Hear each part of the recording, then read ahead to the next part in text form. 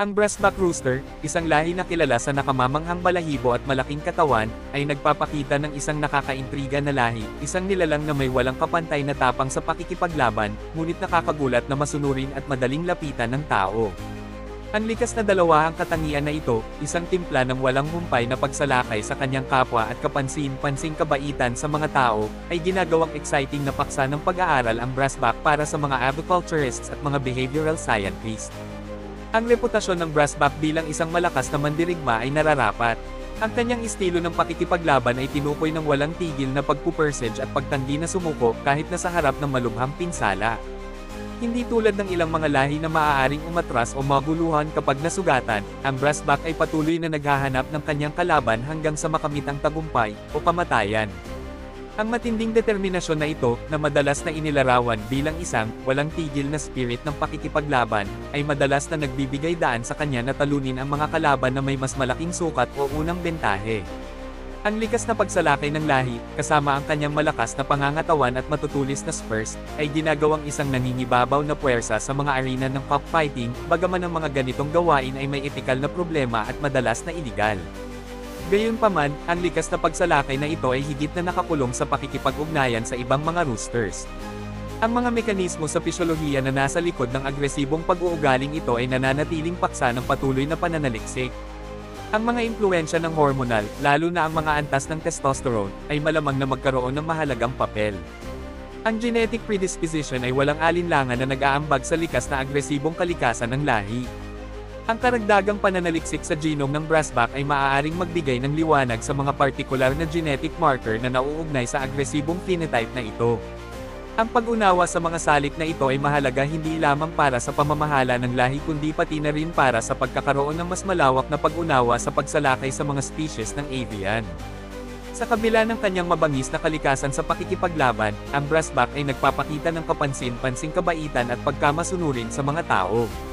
Ang matinding kaibahan sa pag-uugali na ito ay marahil ang pinakakaakit-akit na aspeto ng lahi.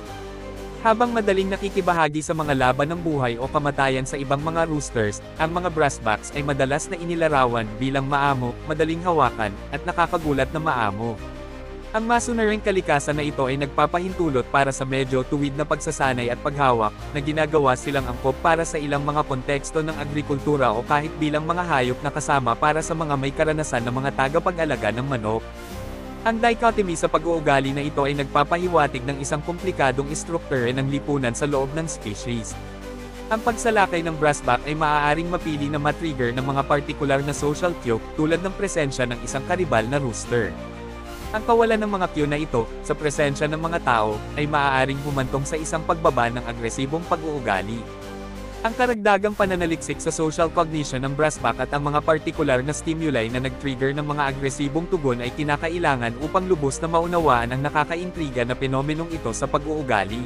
Ang bloodline ng Brassback Rooster ay nagbibigay ng isang natatanging pagkakataon para sa mga mananaliksik na sumisid sa mga komplikado ng pag-uugali ng hayop. Ang pag-aaral ng magkasalungat na agresibo at masunuring katangian ng lahi ay maaaring mag-alok ng mahalagang pananaw sa neurobiological at genetic na pundasyon ng pagsalakay, pakikipag-ugnayan sa lipunan, at domestication sa mga manok. Ang pananaliksik na ito ay maaaring magkaroon ng mas malawak na implikasyon para sa pag-unawa sa pag-uugali ng hayop sa pangkalahatan, at para sa pagbuo ng mas makatao at epektibong mga pamamaraan para sa pamamahala ng agresibong pag-uugali sa parehong mga domestic at ligaw na hayop.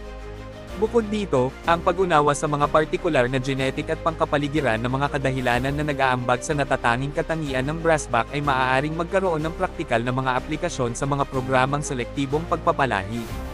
Sa pamamagitan ng maingat na pagpili ng mga stock ng pag-aanak, maaaring posible na mapahusay ang mga kanais-nais na katangian, pagkamasunurin, habang binabawasan ang mga hindi kanais-nais, pagiging agresibo sa ibang mga roosters, na humahantong sa isang mas madaling pamahalaan at maraming nalalaman na lahi. Sa conclusion, ang Brassback Rooster ay nakatayo bilang isang patunay sa pagiging komplikado at kakayahang umangkop ng pag-uugali ng avian. Ang kanyang paradoksong kalikasan, isang mabangis na mandirigma ngunit isang maamong kasama, ay nag-aalok ng isang mayamang larangan para sa siyentipikong pagtatanong at binibigyang diin ang pangangailangan para sa isang nuanced na pag-unawa sa pag-uugali ng hayop na lampas sa mga simpleng label ng agresibo o masunurin. Ang karagdagang pananaliksik sa nakakaintriga na lahi na ito ay nangangako na magbubunga ng mahalagang pananaw sa masalimuot na pakikipag-ugnayan sa pagitan ng genetika, kapaligiran, at pag-uugali sa mundo ng avian.